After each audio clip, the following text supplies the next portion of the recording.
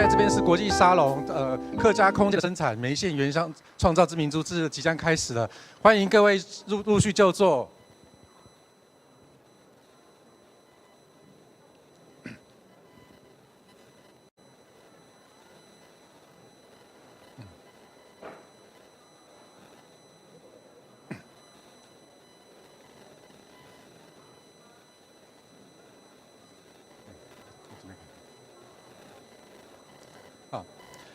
本场是呢是由客委会客家文化发展中心所主持，然后这场新书的发表呢，主题是客家空间的生产，梅县原乡之民族志，原乡创造之民族志哈。那我是南天书局编辑毕信卫，好，那这次跟各位开始介绍这本著作哈。那首先呢，我想各位可能会非常熟悉哈一个关于圣诞老公公的一个说法哈。那大家都熟悉说圣诞老公是源自于芬兰的罗瓦涅米这个地方哈。那并且形象中呢，我们对圣诞老公的形象呢，都是属于穿着红色的大衣，留着白色的长胡，然后呢非常和蔼可亲的，然后在圣诞节的时候为各位为小朋友带来的梦想哈。不过呢，这个跟我们现实中这个整个过程哈是有点不太一样的地方哈。首先，这个圣诞老公公的发源，这个传说呢，大概是源自于西元4世纪哈，在小亚细亚，大概今日的土耳其的一带，那有一位基督教主教叫圣尼古拉斯，那他因为乐善好施哈，接济贫困儿童，逐渐而形成一个关于圣诞老公公的一个形象。那在1930年代呢，由于可口可乐呢希望在冬季促销他们的饮品，于是请了艺术家来形塑一个非常和蔼可亲、白色长胡，然后穿着红色的衣服的圣诞老公公的形象。那这个形象呢，继续一直持续的轮转，在1950年代，在芬兰当局呢认为说他希望振兴罗瓦涅米这个地方的经济的同时，他们就开始想象开始创造一个传说，就是罗瓦涅米这个地方是圣诞老公公的故乡，并且在当地呢画下一个非常有趣的北极圈线。那北极圈线呢，你还可以跳进去、跳出来，进入北极圈还可以打卡。于是乎呢，一个完美创造出来消费的一个圣地就开始形成，而且全年无休非常非常热闹的一个观光圣地。那从这个故事呢，我们就可以开始引导一个思考哈。那很多人呢都会想象说，我们客家人的原乡在于梅县。那今天呢，我们就会来各位分享这个说法，是不是如同我们刚才圣诞老公公的比喻是很接近的？那在这个之前呢，我想要先跟各位介绍一下何杨尚教授哈。那我们大概理解呢，台湾人类学的研究大概起始于伊能家矩、鸟居龙藏，还以及对不起对不起马渊东一。那他们一开始呢，对于客家的理解呢，都仅止于说客家人好像是来自于越籍，就是广东一带出来的一群人。那直到呢后面呢，大概将近1950到1980年代，有陆续有中生代很多学者进来，其中有一位教授叫渡边新雄教授，他师承了马渊东一，开始在台湾进行过一些调查。这个调查结果之后呢，我们今天何教授呢，就是师承渡边新雄教授，所以呢，我们从一个台湾人类学研究的发展史来看呢，其实呢，何杨尚老师呢，等于是承续了一个100年以来我们日本人类学家对于台湾做高度研究的一个传统的一个脉络。那这个系统的脉络，他们有一个很重要的特色，他们对于田野的调查是非常扎实的。他们的研究不是基于文献的堆叠，而是有深度的田野调查的基础而形成的啊。所以这个就是我们今天何杨尚老师教授将会将他在梅县田野调查的结果给予我们大家做分享啊。那今天呢，因为这个主题非常的特殊，而且有一定程度深度，所以我们特别邀请了清华大学历史所陈立华陈教授为我们做解题。好，同时呢，由于这个整个过程呢，何阳上教授认为说他可能在中文上面没有办法那么流利为各位表达，所以我们特别邀请了黄怡云老师为我们做口译。好，那我想我们的分享现在就差不多开始，那有请何教授。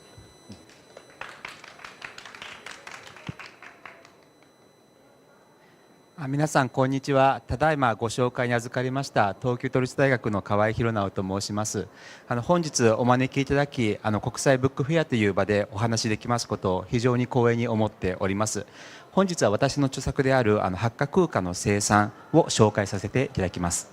那各位好，我是刚刚承蒙介绍，我是东京都立大学，我叫何阳上。那这一次很高兴，就是能够在台北国际书展，然后在客发中心的这个邀请之下，可以在这里跟各位分享何老师在南天书局所出版的这一本中文书。那这一本新书来跟各位分享内容。この本は2020年に日本で出版され、2022年に日本の三島海運学術賞を受賞しました。そして先日、八花文化発展センターのご助力のもと、南天書局から中国版が刊行されました。本書はいわゆる一般向けの概説書ではなく、八花研究者、中国研究者や人類学者に向けて執筆した専門書です。社会人類学の新しい理論も散りばめられています。ですので本日は難しい話になりすぎないよう、私の経験を交えながら本書がおおよそどのような内容の本であるのかを紹介したいと思います。这本客家空间的生产梅县原乡创造之民族志这本书是日文版，是在2020年出版的。那2022年的时候，在日本还获得了日本三岛海云学术奖。那到今年的1月呢，在台湾终于出版它的中文版。书籍的内容主要是针对这个人类学的，也就是说这本书它并不是针对一般的读者，它是针对这个人类学，针对学者所书写的这个内容。那它的内容会比较严肃，但是何老师他会尽可能的以他亲身的经验来跟各位分享。私は純粋な日本人の家庭で生まれ育ちました。大学では社会学部に進み、社会学理論を学んでおりました。で、中華圏の研究どころか中国語の勉強もしていませんでした。しかし私の高校の創始者が滝川弁蔵という孫武の友人だったことに関心もあり、私は卒業論文で神戸の中華系コミュニティを研究し、初歩的なフィールドワークを行いました。その時にお世話になった方が偶然にも台湾出身のハッカでした。ですが当初私は彼の言うハッカが何なのかよく分からずに聞いていました。最近でこそだいぶ状況は変わってきましたが、2、30年前まではハッカという言葉はほとんど日本社会では知られていませんでした。那何老师他是一个100%的日本人，他的家就是一个日本人的家庭。那在大学的时候，他所就读的是社会学系，所以他学习的是社会学的理论。那个时候，在那个时候的话，他根本不懂得中文，也不晓得这个华人圈的这些研究，完全都没有接触到。但是因为何老师所就读的这所高中，他的创办人其实是那个中华民国国父孙中山先生的好朋友。那也因为他是这个创办人龙川变山先生，他是孙中山的好朋友，所以何老师他就在他的毕业论文的时候，他就研究了在神户那边的华人社会，然后也做了初步的很基础的这一个田野调查工作。那所以这个是一个起源。大学院に進学してから私は中華圏の研究を志し、ようやくハッカとは漢族の中の一つの族群であったことを知りました。私の大学院の指導教員である渡辺義雄先生はかつて台湾南部のハッカ地域で長いことフィールドワークをしていました。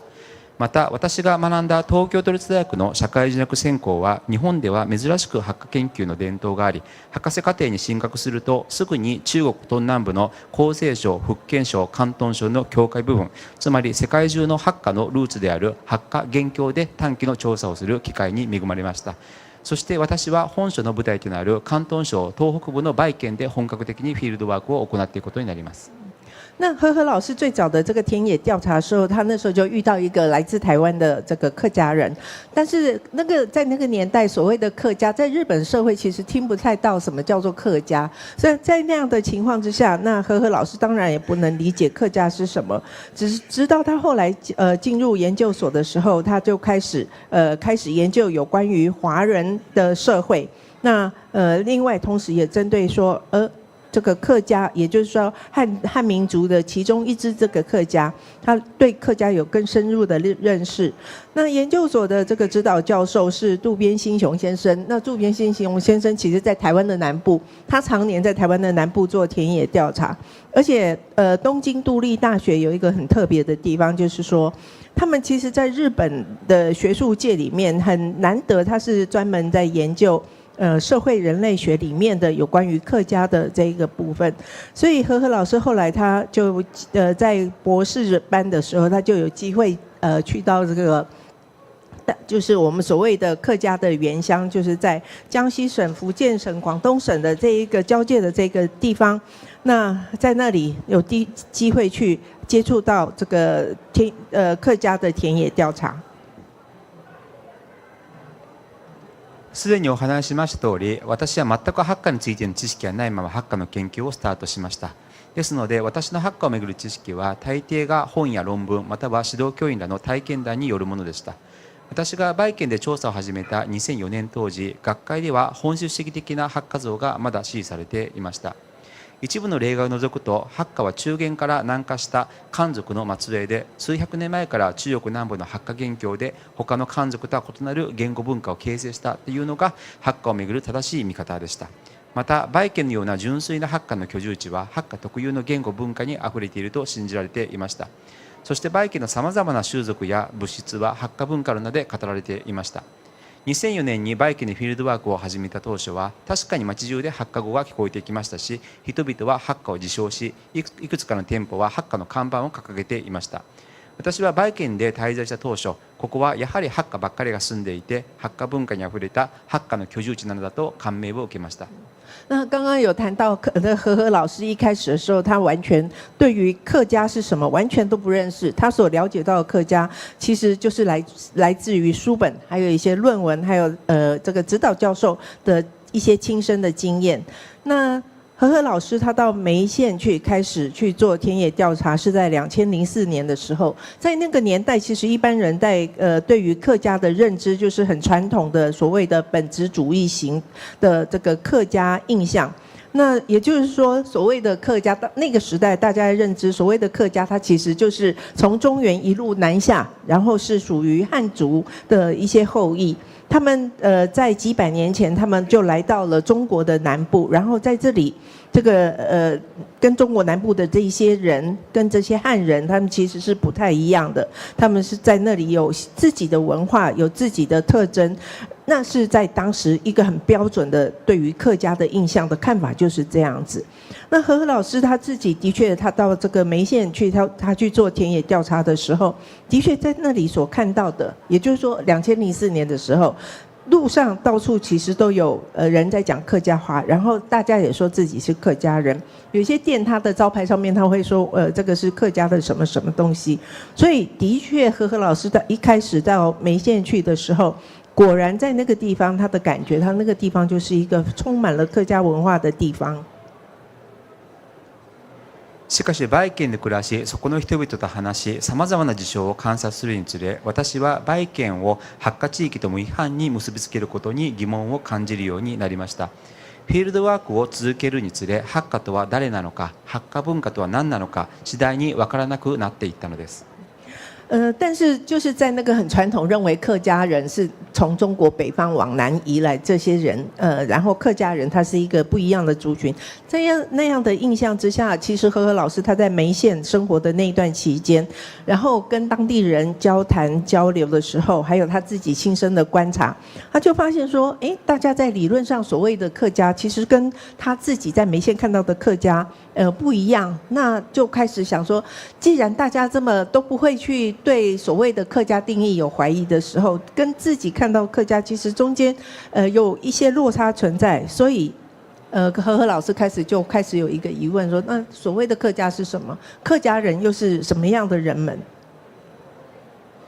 まずハッカとは誰かについて、一般的にハッカとは中原や寧夏県石壁村にルーツがあり、ハッカ語を話し、ハッカ特有の習俗を持つ人々であるとみなされています。ですが、バイ県の特に中心部にはもともと長州人であり、数世代にわたってそこに住んでいるからハッカ語を話せるという人々が少なくありませんでした。彼らは長州人としてのアイデンティティを持っていますが、公的にはハッカとみなされることもあり、統計ではハッカとして換算されます。このようにハッカと非ハッカの境界にある人々は実はバイ県では一定数います。他方で私が特に印象的だったのは2005年にバイ県の偏僻な村落で調査した時のことです。彼らは明らかにハッカ語を話していたのですが、私はハッカではない漢族だと主張していました。科学的な基準から見ると彼らはハッカなのですが、ハッカとは他のところに住むよそ者であり正当な漢族ではないという観念が21世紀初頭の時点でまだ残っていたのです。那好，那至于这个到底客家是什么样的一群人呢？一般大家在谈到客家的时候，会认为说客家人的这个源头其实就是中原，或者是在宁化石壁这个地方，这个是客家的最早的源头。那个地方的人，他们的确会讲客家话，他们有一些人他的确会有客家特有的风俗习惯。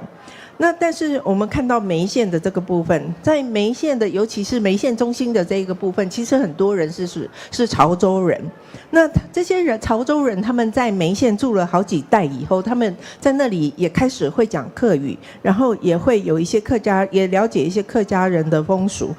那这些潮州人，他们其实他们的自我认同是认为自己是潮州人，只是在官方他们把这些潮州人也都列为是客家人，然后在计算客家人口的时候，把潮州人也当作客家人来计算。不过就是和和老师他自己在当地田野调查的时候，在2005年的时候，他就到梅县的周边的一些这个村落去调查。那村落的人们，他们的确会讲客家话，他们也讲客家话，可是他们会说：“我不是客家人，我是汉人。”对于这样的人，其实如果你是从科学学术的角度来看的话，他们的确被列为是客家人。但是所谓的客家，意思其实就是外来的人。那他们不是正统传统的那种汉民族，他们是外来的人。那这样子对于客家人的定义的这种疑问，一直到这个21世纪刚开始的时候，其实和和老师都怀抱着很大的疑问。次にハッカ文化について、バイ県を対象とする研究者はバイ県を純粋なハッカの居住地とみなし、そこにある習俗や物質、中でも特色あるものをハッカ文化と称してきました。その代表的なものが円形土壌や遺留木といった伝統集合家屋、ハッカ料理、ハッカ参加、三々国王や義民への信仰です。ですがこれらは本当にハッカだけに特徴的な文化であると言えるのでしょうか。例えば三々国王や義民屋は確かにバイ県にありますが、その廟の分布は長州人の居住地の方が圧倒的に多いです。しかも三々国王というのは長州人の呼び方で、バイ県の民間では公王と呼んできました。義民屋を祀る都内の2つの塚の1つはバイ県在住の長州人がエスニックシンボルとしています。ハッカ料理は上豆腐や遠曲形といった特徴的なものだけを取り上げると何かしらの特徴があるように見えますが、実際のところバイ県の日常食は長州人地域の日常食と連続性があります。またバイ県ではカレーやガドガドチリソースなどが食卓に上がることも珍しくありません。特に円形土壌について言えば、バイ県にこの種の建造物は歴史的に存在していません。ですが一部の長州人居住地では伝統的に円形土壌があり、長州人が住んできました。他方でスーパーや土産物に行けば何の変哲もない茶葉や醤油などがハッカ特産などで売られています。ここから見るようにハッカ文化としてイメージされているものは必ずしもバイ県の生活文化と一致しているとは限らないのです。然后和和老师他在这个梅县做研究的时候，他会去研究当地的这个住的地方，还有一些风俗习俗。那其中我们知道客家他们所谓的最代表性的东西有包括什么？有那个像圆形土楼啊，或者是像三山国王。或者是义民爷，这个被认为是客家的特征。可是问题是在讲到这个三山国王庙的时候，其实很多三山国王庙它的所在地其实住的大部分都是潮州人，而不是所谓的客家人。那但是三山国王庙还有义民爷却被认为是这个客家人的一个象征。另外我们可以看到在客家的料理里面，我们可以看到像什么酿豆腐、盐焗鸡这些。可是事实上，在这个梅县居住在梅县的这些潮州人的地区，酿豆腐、盐焗鸡也是他们平常在吃的东西啊，也未必限定只有客家人在吃。那讲到这个圆形土楼也是，这个圆形土楼这个建筑物，其实在梅县它并不是一个在历史上并不是一个早就存在的这个建筑物，而且有很多潮州人他其实也是住在这样子的圆形土楼里面。不过我们可以看到在这个梅县你去到超市或者是这个物产店里面，可以看到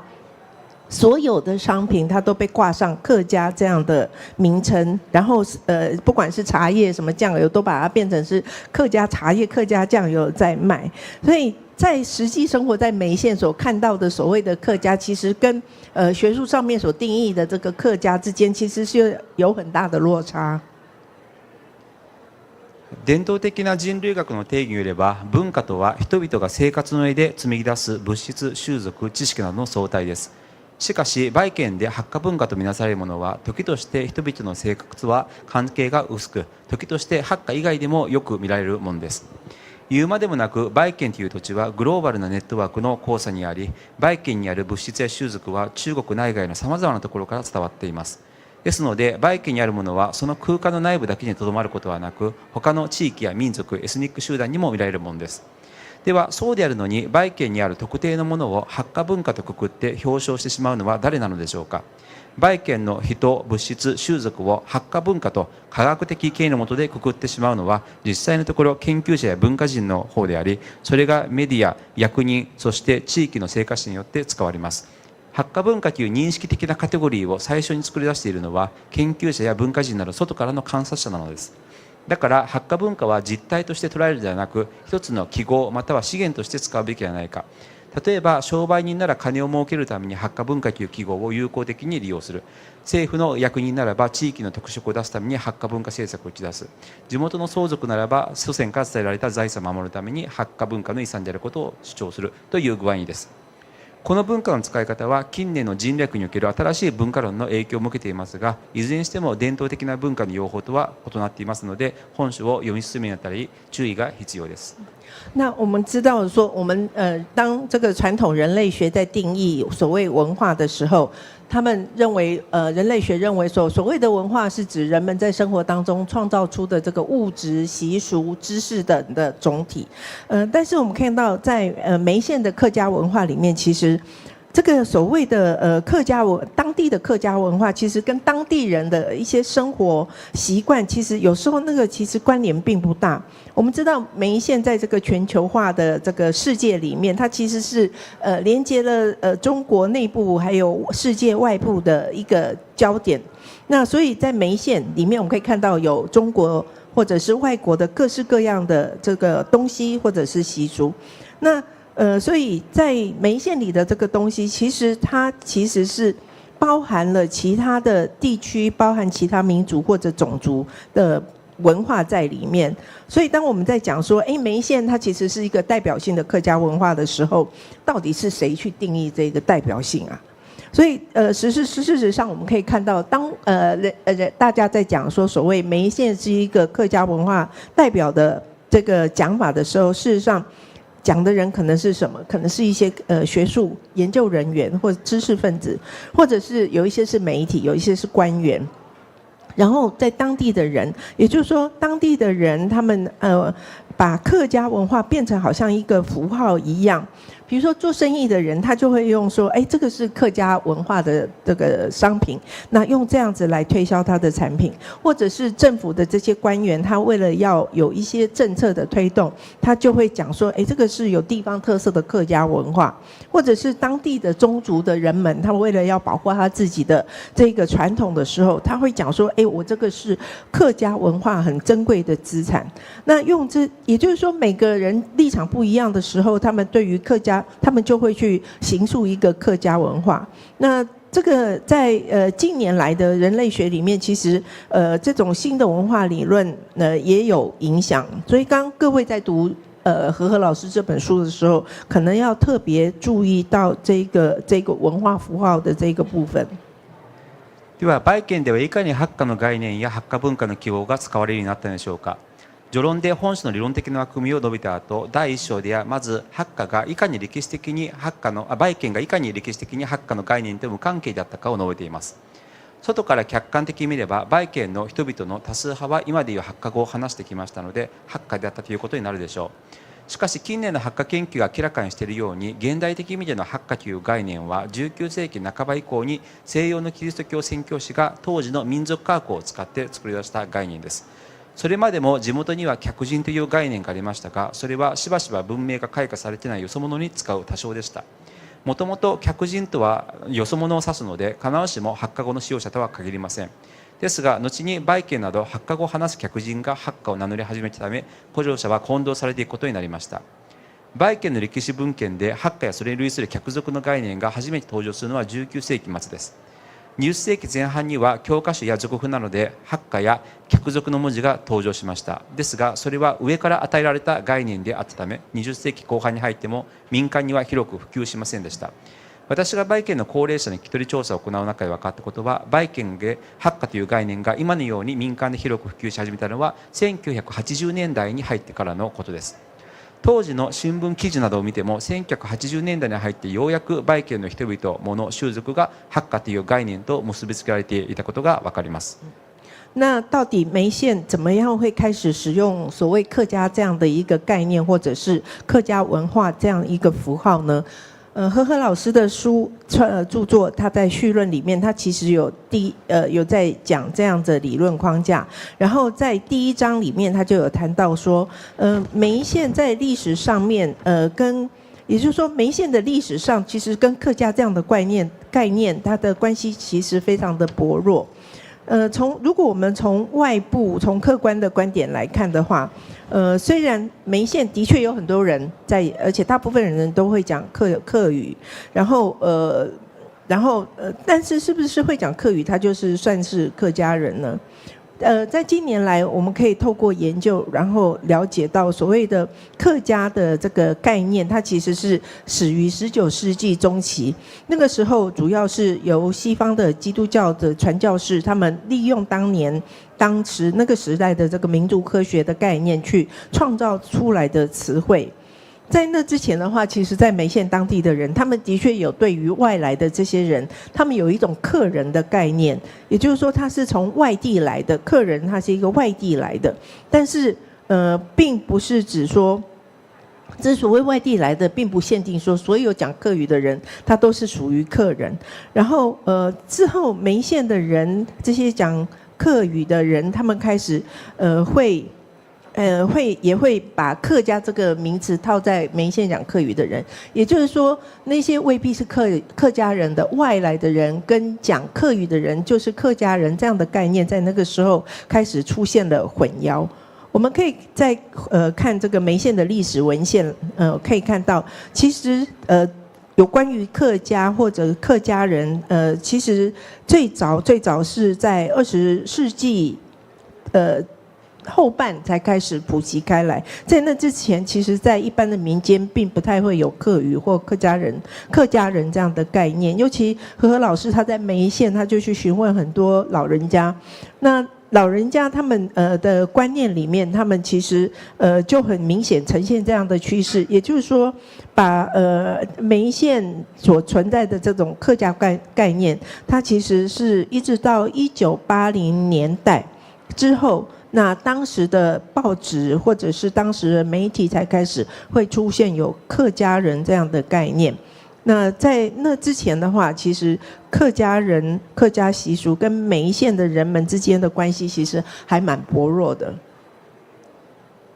それではなぜ1980年代からなのでしょうか。それは1980年代に入ると中国で改革開放政策が本格化し、華僑や海外からの観光客との接触が増えたことに関係しています。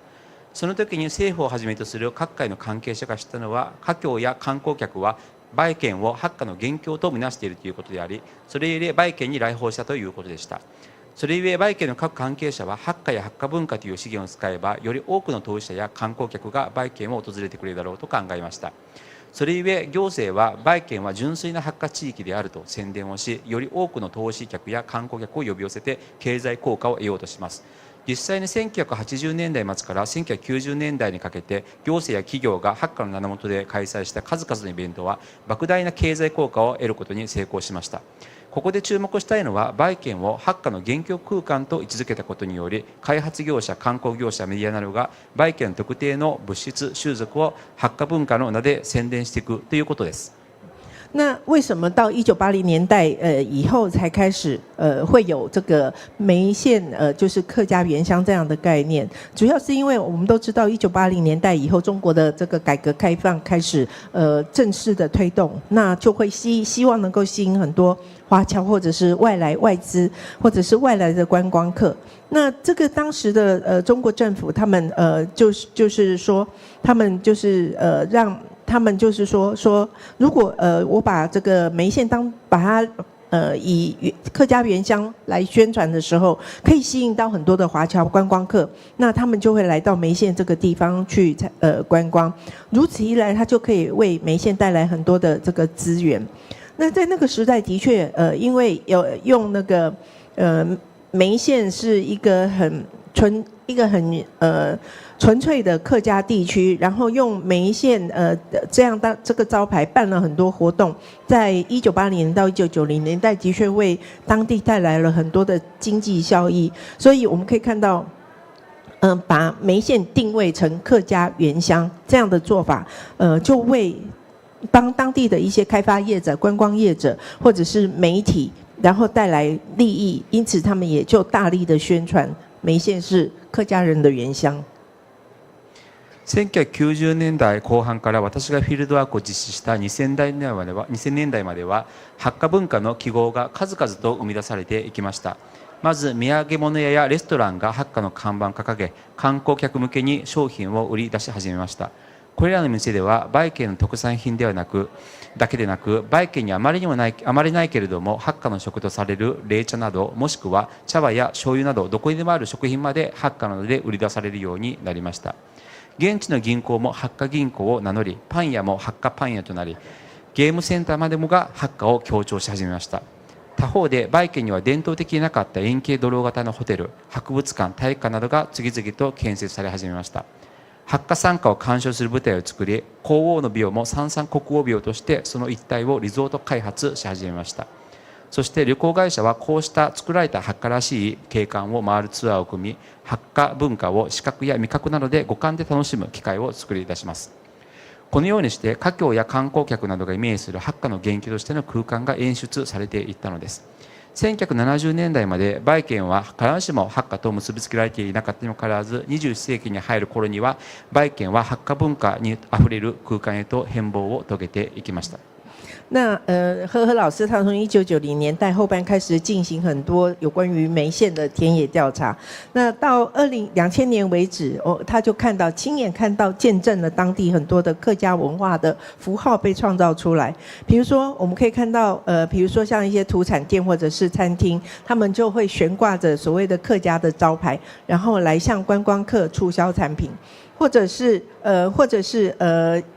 其实在梅县的客家并没有真正常常在吃擂茶这个东西，但是擂茶也被把它当做一个符号出来，然后销售。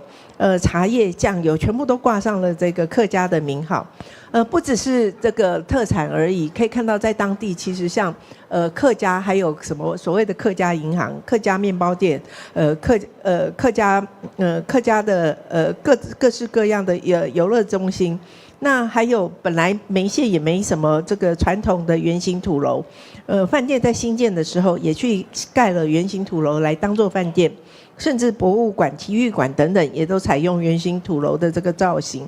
那还有像一些舞台演出的这个空间，他们也是就表演这个客家的山歌，然后三山国王啊，这些也就是说，在当地本来是称为公王的这个三山国王庙，然后在当地也新建了庙，然后在周边开发出游乐设施，旅行团就开始组团，带着大家去看到这些新创出来的各式各样的这个客家的景观，那让大家可以透过视觉、味觉还有这个身体来感受客家文化。这些到1970年代之前，其实梅县本身它跟客家之间，它其实没有那么直接深入的连贯的关系。可是进入到21世纪，我们可以看到梅县从一个原本它没有怎么跟客家有明显关系的地方，就逐渐转变成为一个充满了客家文化的地区。本書の第2章から7章にかけては相続、現象説、風水、景観、信仰、墓地とテーマを設定して、特に1990年代以降いかに売県が発火研究のイメージを想起する空間へと創出されていったのかを分析しています。それぞれの章の前半は主に制作、開発、観光企画、メディア表彰、学術表彰の分析を通していかに売県が発火文化あふれる空間として上から作られていくのかを描写しています。しかし本書はこうした政策研究、表彰研究でとどまっているわけではありません。私が人類学の視点から特に重視したのは、売県の住民がそれぞれの経験に従ってどの場所を重視し、各自の利益のためにどのように発火文化という記号を使ってきたのかを考察しています。それにより売県は発火の空間としていかに上から生産されてきたのだけでなく、いかに下から再生産されてきたのかという動態を捉えようとしたのです。これについて遺留国と墓地の例を挙げてみることにしましょう。呵呵老师这本书，他从第2章到第7章，他都主要是以2个部分来介绍。那第2章到第7章就会设定很多主题，比如说像宗族、元宵节、风水、景观、信仰、或者是坟墓、墓地之类。然后每一个单元的地方，他就会去每一章的前半，他就会主要针对各个主题，它的政策开发、观光企划或者是媒体的表现、学术的表现的分析，然后来看看梅县这个充满客家文化的空间怎么样是当初它是从由上而下被创造出来，但是这样子的观察、这样的研究，其实不只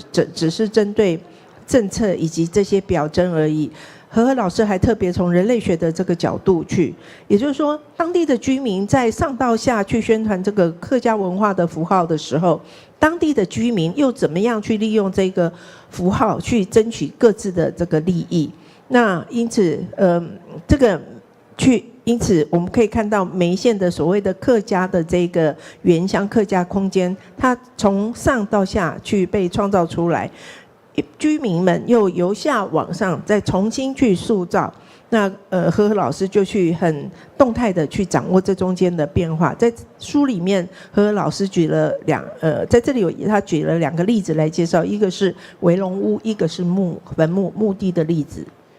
まず遺留国について発火文化の名の下で円形土楼型の建物が次々と作られたことを述べましたが、売県で伝統的に住まれてきた集合住宅は遺留国です。細かい説明は省きますが、スライドの写真と図にありますように、遺留国はほとんどが1階建てで馬蹄形です。後ろ側に半月型の片絵が、前側に半月型の木があるのが特徴的です。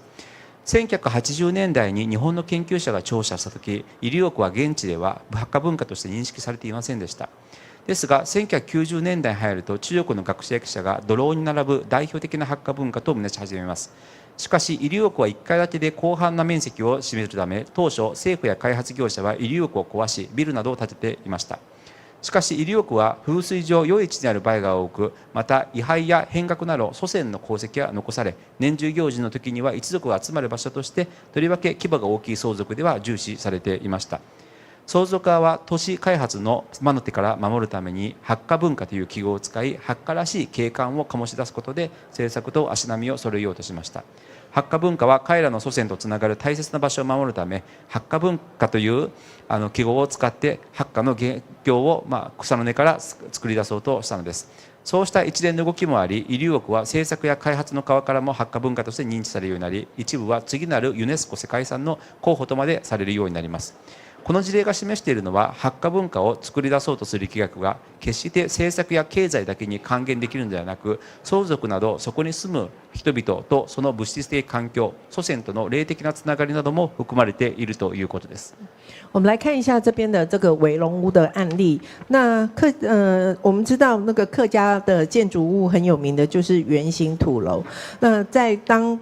梅县被当作是客家原乡的时候，就开始新建了很多圆形土楼的这样的建筑。但是事实上，在梅县他们最传统的这个居住的集合住宅是像这边的照片跟图所示的这种叫围龙屋。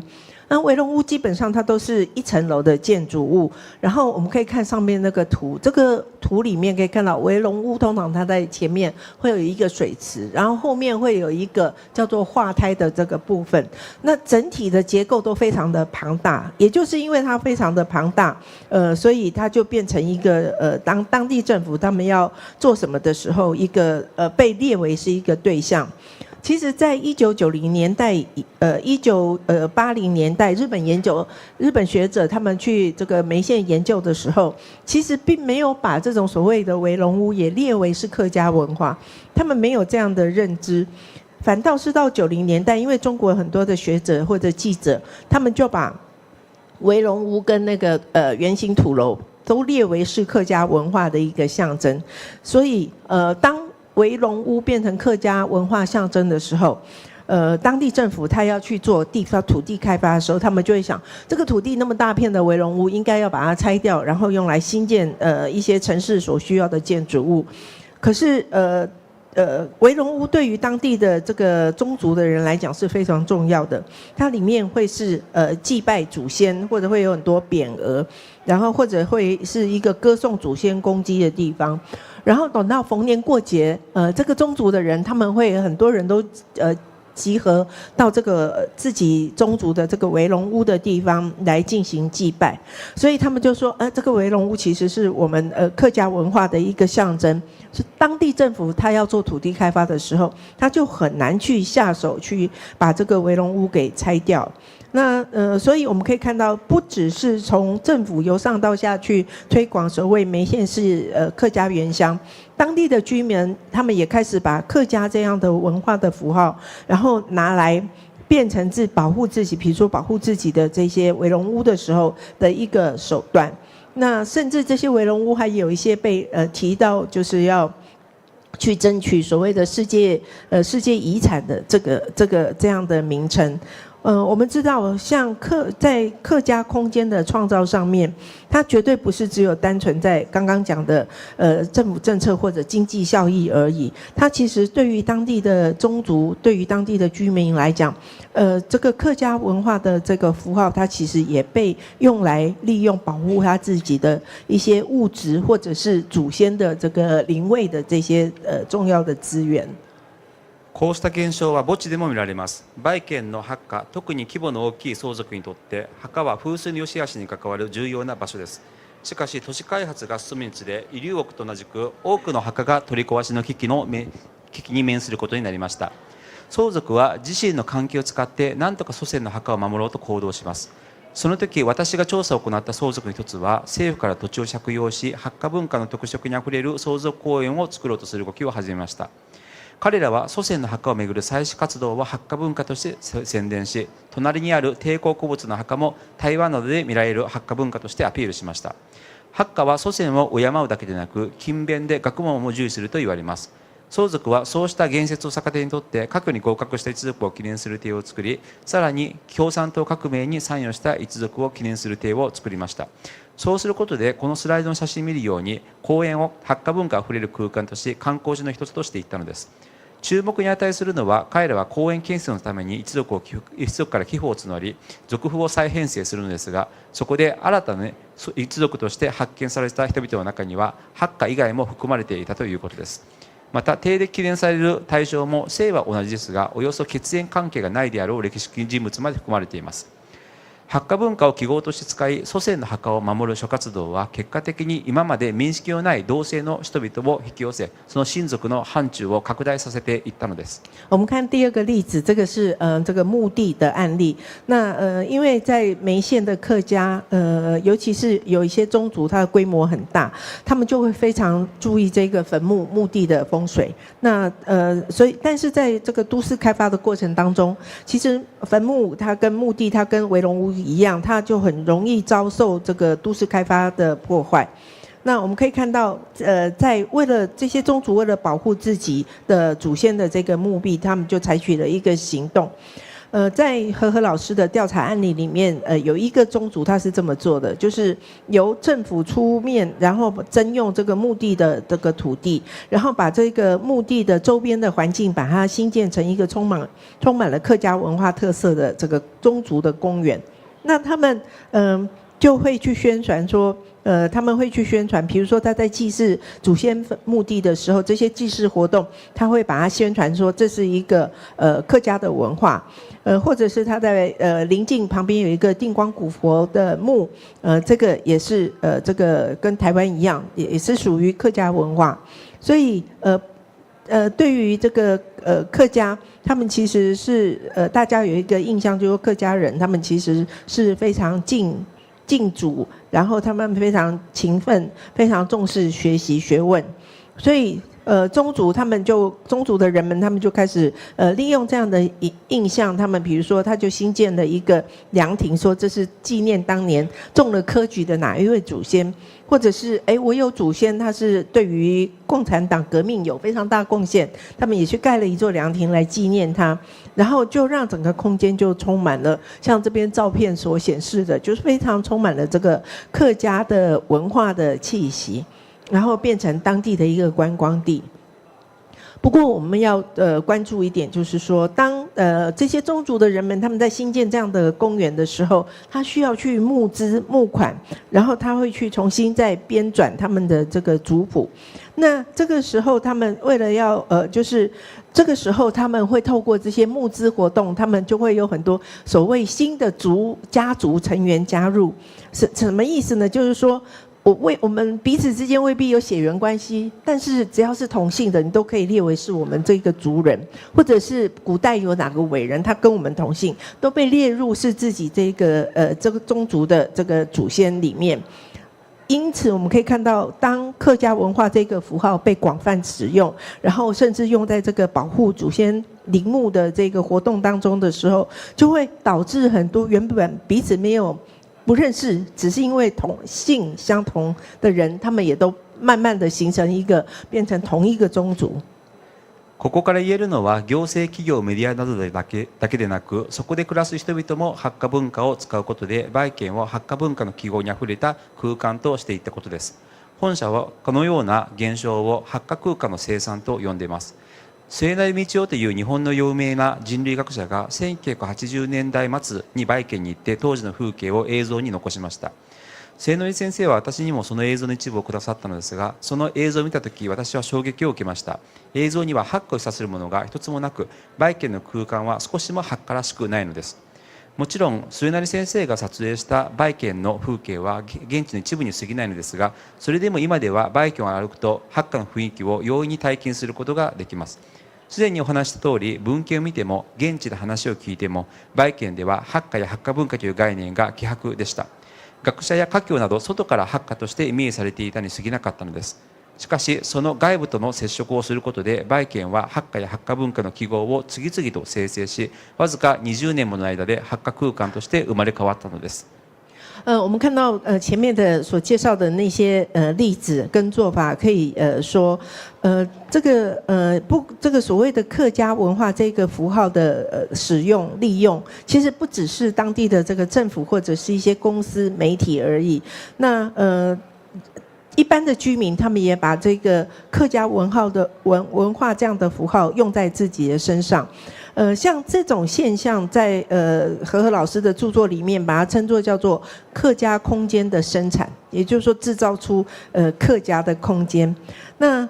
日本有一位很有名的这个人类学家叫做莫城道男，他是在1980年代的末期去到这个梅县，然后也拍摄了当时的那个景象。后来这个莫成教授他有把这个景象的一些影片交给何老师，那何老师看到当时的影像，其实非常惊讶。怎么讲呢？因为当时的影像所看到的这个梅县的这个景色，其实完全都没什么这个客家的这个氛围。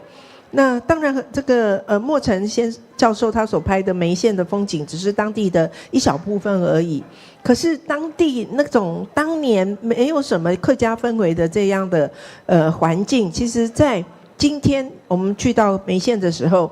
其实就变得完全不一样。今天的梅县是一个你走到哪里都是充满了客家气氛的地方。所以我们可以看到，从前面所介绍的，不管是从以前的文献，或者是跟当地居民的这一些对谈里面，可以发现梅县的人他们在过去对于客家或客家文化的这个观念，其实他们不太有这样的观念，反倒是一些学者或者是华侨这些外部的人，他们把这个客家的符号把它加在梅县上面，让梅县变成一个好像是客家或客家文化的代表。那当地的人，梅县人，他们也因为跟外部的人接触之下，开始慢慢的把自己的梅县，创造在自己的梅县里面创造出很多的客家跟客家文化的符号。那这些所谓的客家空间，其实都是在短短的20年间出现的。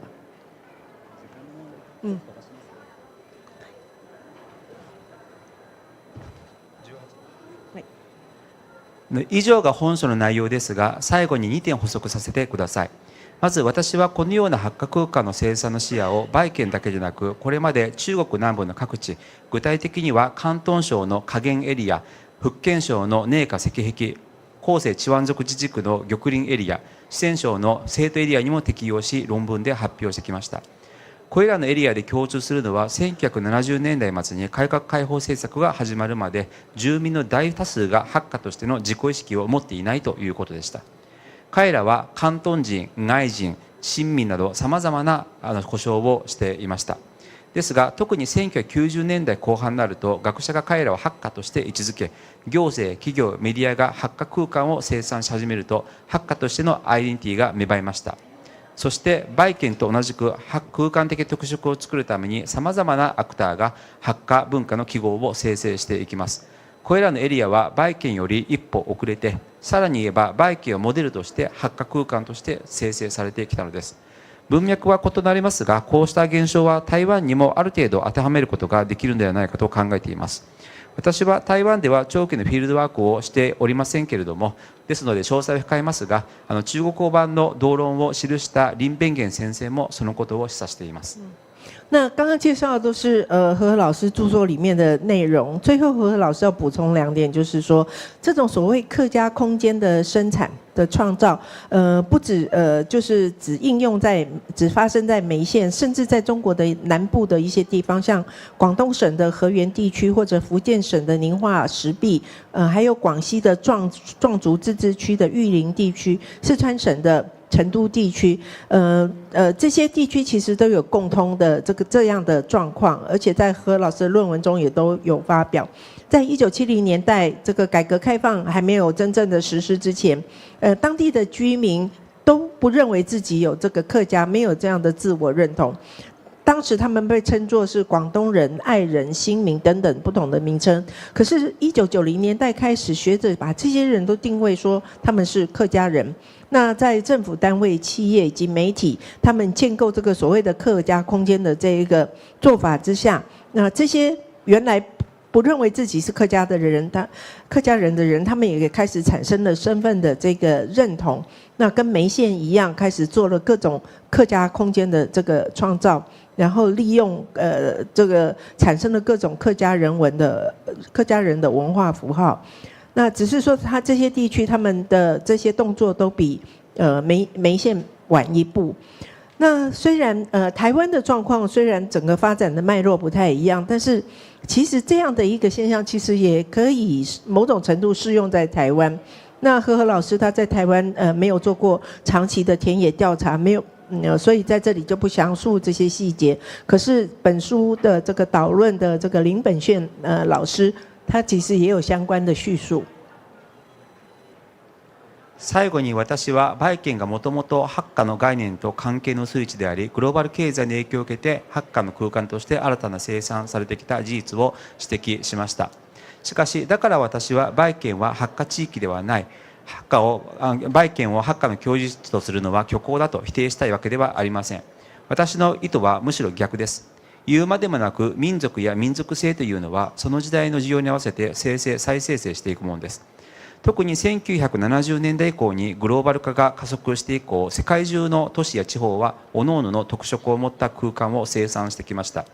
その時にしばしば使われてきたのが民族文化です。私は中国語版の序論で私がハッカを研究する前にフィールドワークを行った沖縄にも同様の動きがあることを論じました。私が専攻する社会人略は特定の地域民族の事例分析のみで終わるのではなく、そこから世界の人類の情勢を見ようとします。ハッカ空間の生産はそうしたグローバルな動向の一例でもあります。本書の空間論的視座を持っていかに地域や民族を超えた対話をするのかが次の課題となります。それでは私の話はここで終わらせていただきます。ご清聴ありがとうございました。那最后要跟各位在报告的就是说我指出来我有我的说明，我认为这个梅县其实它原本是一个跟客家的概念相关系很薄弱的地方，只是受到这个全球经济的发展的这个影响，所以新产生了客家空间这样的状况，这是这是一个特点，但是这不意味着梅县就不是所谓的客家地区，也不是梅县就不是客家人梅县是客家人居住的这样的讲法，它是假的，并不是有否定这个梅县跟客家之间的关系。反过来，其实何老师他想要的特别表达的就是说，所谓的民族或民族性，它其实是一个配合时代的需求所生成或再生成的一个东西，尤其当1970年代以后，全球化经济的这个发展之下，全球的各地，我们可以看到在城市或地方，各自都有产生创造他们自己各自特色的空间。那然后那个时候就会形成特别的这个民主文化。何老师在他的中文版的这个序论里面，他有讲，其实在研究客家之前，他的另外一个研究主题是有关于冲绳。那在研究冲绳的时候，也有发现冲绳也有同样的这个倾向。何老师他的这个专门领域是社会人类学。那社会的人类学，它并不是只钻研特定的地区或民族的案例，而是希望能够透过这样的视角，然后去看看这个全球的人类的这个发展的这个情形。所以客家空间的生产，它其实只是在全球变动的之下的一个案例而已。那我们可以在这个本书里面，就会透过这样的一个视角，希望能够接下来可以去研究有关于各不同的地区、不同的民族，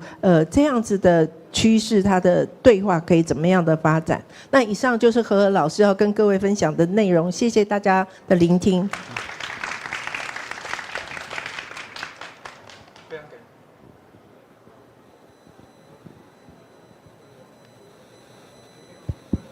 非常感谢何教授的分享哈。那我们也知道现在的是一个全球化的世界哈。那人员是流动的，文化也是流动的，所以我们很难用传统的方式去界定文化。那么，所以我们现在来请清华大学陈丽华教授为我们稍微解题一下。好，非常感谢何教授还有老师的翻译。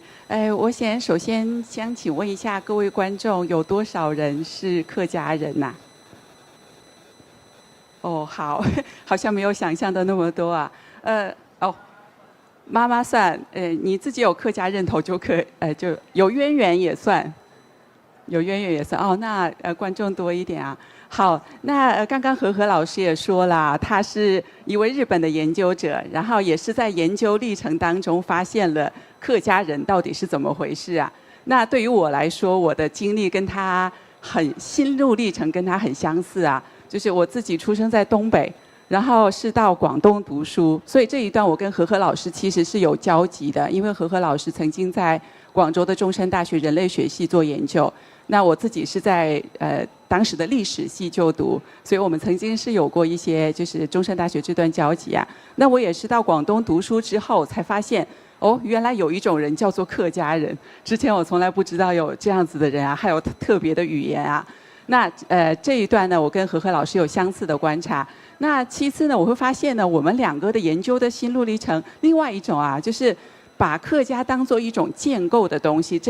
这个方向也很像。就是他一开始就跟我们说呢，客家不是从来都是什么自古5次搬迁啊，这个中原移民啊，他不是这样子去理解客家，而是把客家当做一个如何经过了不同的历史进程，然后在何何老师的研究当中，尤其是1980年代全球化影响之下，这个客家人的认同是怎么出来的。那我自己的研究路径也是如此啊。那我自己研究的对象是台湾，那尤其是以台湾南部的6堆地区为例啊，讲这个地方的人怎么变成客家人。那因为我是历史学者，所以我探讨的是过去300多年来的历史啊。那会发现在历史上，这群客家人是创造了一种用移民这种身份来表彰自己身份的一种方式。但是呢，他们称为客家这回事是非常晚的事情。那会发现这个客家完全是从广东借过来的，我们台湾没有客家这个词。然后客家呢是经过西方人，刚刚何何老师也提到了，经过西方人，然后又经过日本人。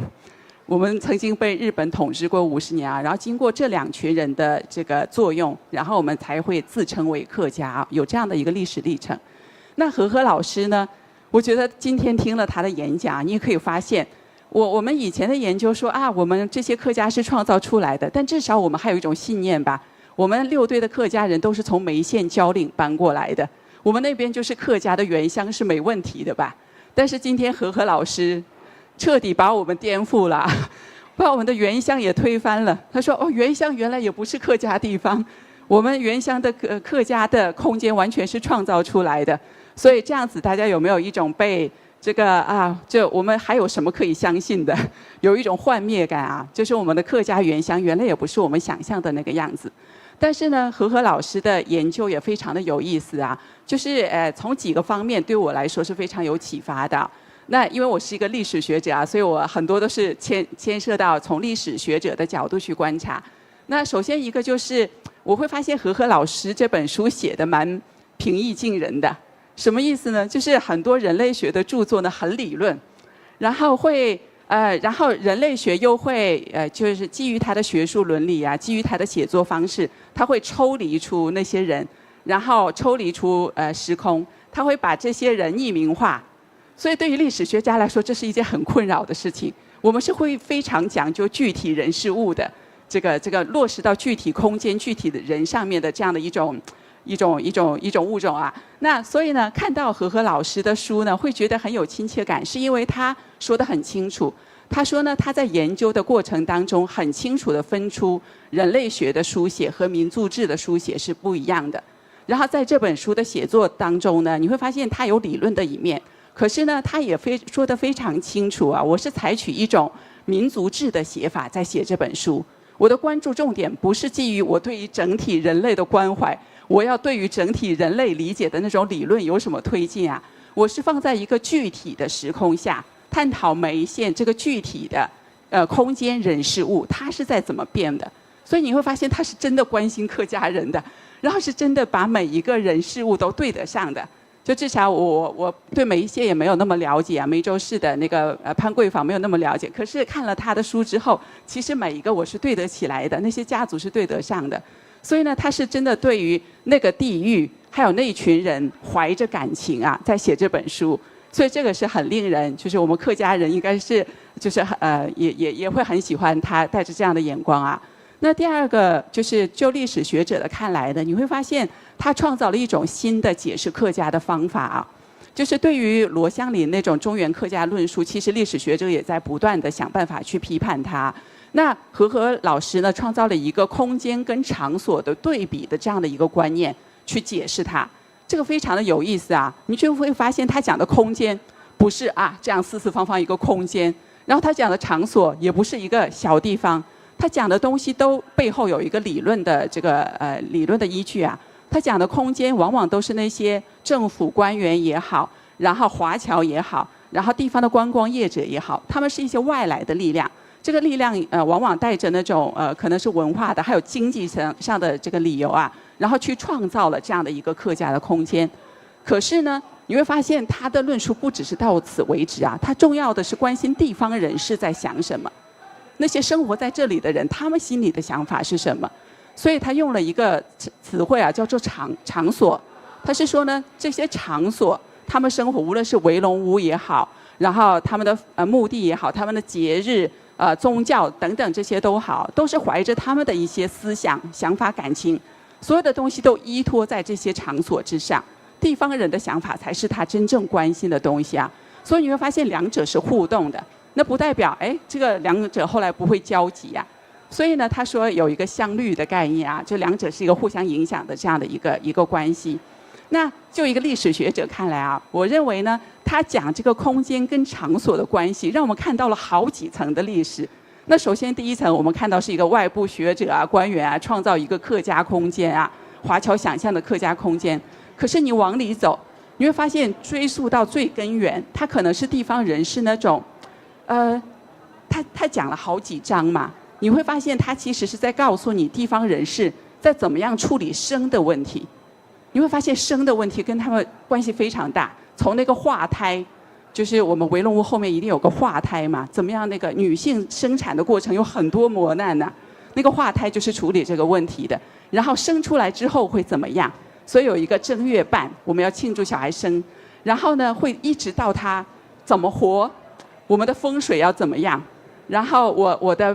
拜拜要去哪里拜？然后一直到怎么死，死后要葬要怎么安排？所以你会发现呢，所有的东西把客家人就是他的一生都贯穿了。然后在这个仪式当中呢，你会发现他不但给我们解化80年代之后客家符号进去之后，他们变成什么样子，更早之前他们又是什么样子。你会发现，我就一个历史学者眼光啊，他讲1980年代之后的变化嘛，可是他发现里面有很多那种起源于非常古早的万物有灵的那种理念，在客家的很多生活方方面面体现。可是呢，你也可以看得出来，明末清初以来，就是地方宗族化的那个变化，对这些礼仪的那个影响非常深远啊。因为你会发现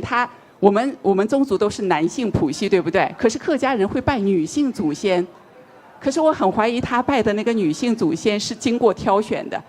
挑选那种会生很多小孩的所谓好命婆那些人来拜，所以那个语言整个变了。这些人是为宗族男性的宗族做了贡献才被拜的，跟过去的拜女性祖灵那个概念已经完全不一样了。然后他也讲正月半，那正月半是一个小孩就是新生，然后介绍给宗族的这样的一个机会，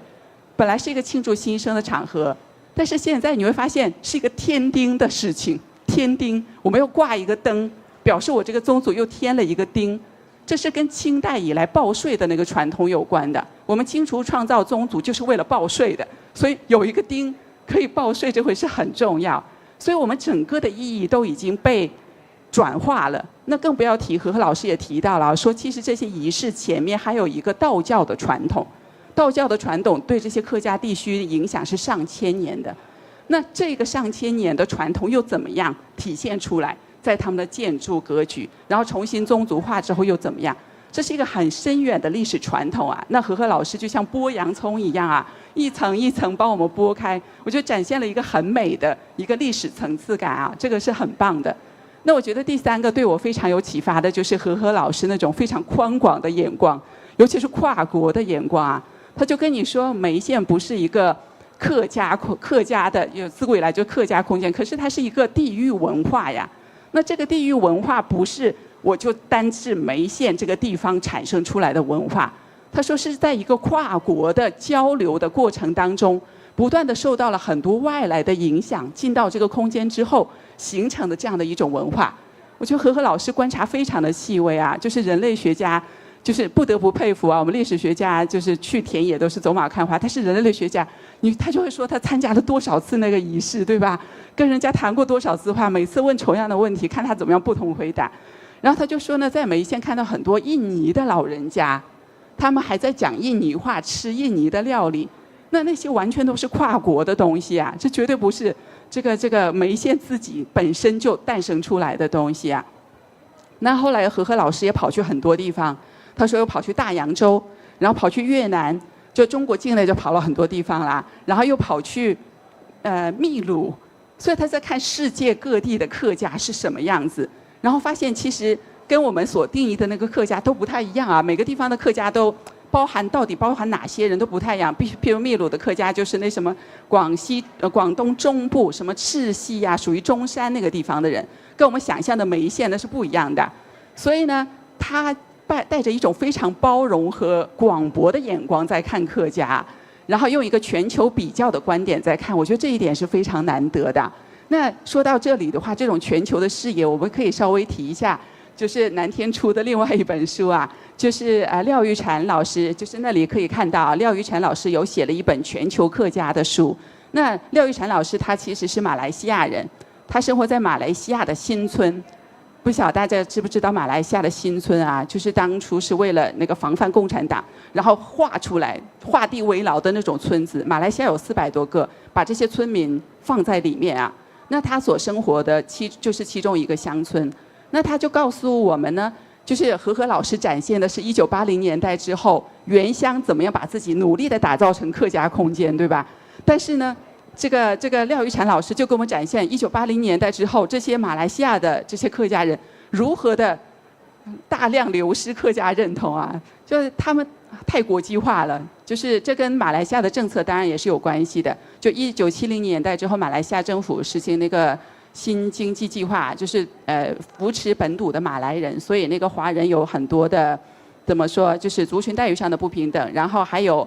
国家在伊斯兰化。所以那个华人就是他是用一个整体的华人的符号去讲自己的认同，比较没有办法凸显客家人的这个认同，所以对他们来说有一点困难之处啊。但是呢，他说呢，就是在这个全球化时代之下，他的客家认同开始走向那种个人化、原子化，就是在他非常多种的认同之中呢，他占了某一个空间角落。那站在东南亚的眼光，这是非常不一样的啊。那我觉得这个正好可以跟和老师来进行一个对话。那就是可能时间也有一点超过了。那最后就是我出于就是历史学者的那个就是怎么说历史学者的角度啊，就是跟和老师来探讨一个问题啊，就是澳大利亚有位历史学家，我看您的书也有引用啊，就是梁兆廷，他有讲到呢，说梅州对于客家人意义很重大。这个重大之点啊，不是从后来开始的，就是在19世纪的时候呢，我们这个地方的闽粤赣山区的这些客家人就在往外流动，然后有一大群人呢搬来岭南，就是我们的这个珠江三角洲那一带啊，就是广东省比较富庶的地区，然后有一大群人呢就搬来东南沿海一带，很多人搬来台湾。那你会发现呢，搬来台湾这群人好像就比较和平，没有太大的问题。可是搬到广东中部那一群人问题太大了，就土客械斗，这打到太严重了。那为什么会这样子呢？然后在这个时间，你会发现广东中部一大堆的客家的学额出来，就他们开始要一个自己的名额，我不跟你本地人一起考，我要自己的名额，然后为这回事争得很厉害。然后呢，他们说呢，这时候梅县，就是根据梁兆廷的观点，他认为这时候梅县变得很重要。因为你会发现，这些在岭南的这些客家人都把梅县视为圣地，为什么？因为梅县的人很会考科举，就过去几百年中，他们出的状元数比那个广东最中心的省城那一带出的还多，就是他们科举上太成功了，以至于所有的这些在广东，广府人中间受了欺负的这些客家人都认为，哎，原乡的科举可以替我出一口气。然后就我们还是有文化的，这些人的文化比你们还厉害，所以那个时候19世纪的时候，就是客家人开始有自己的精神气质的时代，他们就已经开始把梅县塑造成自己心目中的一个精神堡垒，是对他们非常重要的一点。那我不知道，就是专门研究梅县的和老师对此有何看法？那以上就是我的分享，谢谢大家。ちょっと訳訳していただきます。陳先生、ありがとうございました。でたくさんちょっとコメントもいただきましたし、質問もいただいたんですけども、ちょっと全てに答えていくと時間が超えていると思いますので、ちょっと今のその質問にちょっとお答えするという形にしたいと思います。で今のご質問なんですけども、ハッカの概念っていうのが作られたっていうのは、もうこれはもう私だけじゃなくて、もう今のハッカ研究が多くは言っていることなんですけども、これはもうキリスト教の宣教師が作ったというようなのが定説になっています。でつまり広東省、香港に近いですよね。で香港に来て宣教師が広東省に行った時に非常にこのたくさんの言語文化を持っている人がいたと。で非常にこのたくさんのその言語文化あって、それだと布教ができないのでそのさまざまな人を3つのグループに分けるんですね。それが一つが広東人、グアンフ、ベンディが一つ、それから長州ですよね、潮州、潮汕で、もう一つがハッカで、実はハッカのカテゴリーって結構いろんな言葉が入ったりするんですけども、そういうふうにこのキリスト教徒がそのハッカのカテゴリーを作って、でそれをハッカのエリートがいわゆるこの継承していくっていうのが通説なんです。ただ実はちょっとその前段階があって、でそれがちょっと今のご質問と関わると思うんですけども、ハッカの前段階としてその客人っていうのがあるんですね。でその客人っていうのはいわゆる一つの説によると福建省のいわゆるこの西部あたりで労働者とかがたくさん来て非常に産業が盛んになったので作られたのが今のハッカ語だと。でその産業が衰退してからバイケンの方に行って、それバイケンで定住して、そこで同じ今のハッカ語の基礎ができていたと。でその基礎がですねできる。でそこで非常にこの多くの人が今言ったように科挙に合格したり成功したりしていくんですよね。でそこで今までの客人っていうのはどっちかというと差別語だったんです。どっちかというと自分たち違う人という。ただ客人が成功していくので、実は客人ってすごいんだぞということで自称にしていくのがあるんですよね。でそれをですねやり始めたのが、19世紀前半で、さらにこの強まったのが19世紀後半なんです。でなんで強まったかというと、その一部の成功した客人というのが台湾に行って官僚になったり、あと一番有名な高順賢って言って、黄順賢って高順賢っていうのがいて、高順賢が日本に行ったりサンフランシスコに行ったりして、でそれでですねいわゆるこの客人がすごいんだという中原から来てみたいなことを言い出して、それが宣教師のいわゆるこのハッカの概念と重なっていくんですよね。でそこからこのバイキンっていうのがいわゆるこのハッカの中心になっていくっていうところがあるってことです。でハッカの文字が最初に出てきたのが1898年の花王修士とジャイン・ジョージで花王修士というのが初めてなんですけど、実はその前段階があって、それはやっぱりさっき言ったその科挙に成功した人たちっていうのがやっぱりこの自己意識をこう持ち始めた。でいわゆるこの宣教師もゼロから作ったわけじゃないので、それをこう参考にしてハッカの概念を作っていたというものがあるから、厳密に歴史的に言えばそういうことは言えるんですね。で実はちょっと今回の本では言わなかったんですけど、それは私は非常に今興味を持っているところであります。好，这个先谢谢一下陈老师，给和老师很多的这个建议，然后还有刚刚的提问。那因为这个有关于客家这个概念，它是被创造出来的这样的讲法，其实不是只有和老师这么宣称，很多客家研究的人都这么讲，因为认为客家的概念它是这个就是基督教的传教士他们所创造出来的。那因为基督教的传教士他们去的从世界各地来到香港以后，然后接触到中国，然后发现中国有很多讲各式各样的语言，有文化也不一样。那为了要帮助传教士能够更清楚的去区分这些人，所以他们就把这些不同语言、不同文化的人区分成3个族群，那就是一个广府人、一个潮汕人，还有一个客家人。那其中客家人所涵盖的这个范围其实是比较广的，它所涵盖的范围很广。那我们在讲到这个客家人的这样的概念，它其实是有一个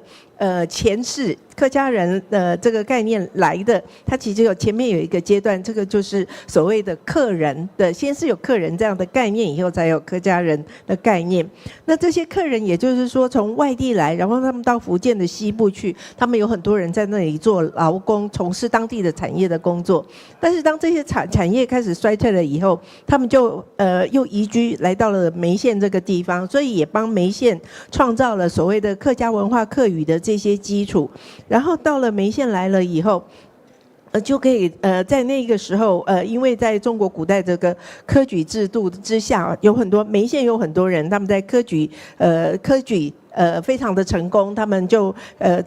去考中了举人啊，有很多很好的成就。因此，这些外来的所谓的客人，他们开始就以梅县的这些科举里面成功出来的这些读书人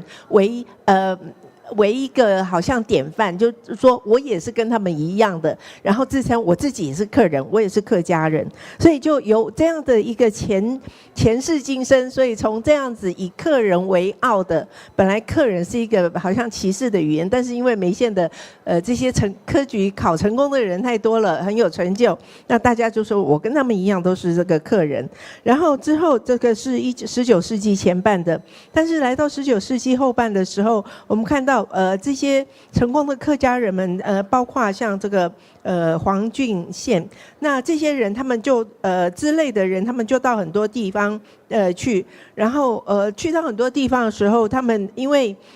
不同地方的人，他们想要让自己有一个有自信，所以他们就会开始讲说：“哎呀，我跟梅县之间有什么样的关系？一样是客家人，所以才从客人然后转换成客家人。”那其实在1989年嘉义州知的时候，我们可以看到开始有关于客语客家人这样的记载，也就是说，这些原本的客人们，他们开始有一个自我的意识的形塑出客家人客语。那刚刚讲的这一大段，其实在何何老师这本著作里面都没有